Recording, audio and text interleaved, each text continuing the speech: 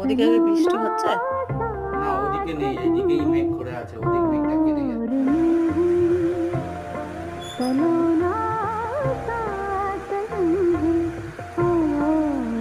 প্রত্যেকটা দিনই আমার কাছে নতুন করে বাঁচা, নতুন করে জানা, নতুন করে শেখা। বর্মশাই বাড়িতে এসে পাখিদের জন্য খাবারগুলো নিয়ে গেল। পাখিদের দিয়ে এসে তারপরে নিজে খাবে। হ্যাঁ, আমরা দুজনেই এইগুলো নিজেরাই মেনটেন করি। এতে মনের একটা অসম্ভব তৃপ্তি পাওয়া যায়। মনের তৃপ্তিটাই হলো সবথেকে বড় পাওয়া। কে কী বলছে, কে ভালো বলছে, কে খারাপ বলছে, সেদিকে না ভেবে মন যেটা ভালোবাসে সেটাই কর। চলো, এই যে তোমাদেরকে দেখিয়েও দিলাম। আজকে আকাশের মুখটা একটু ভার আছে।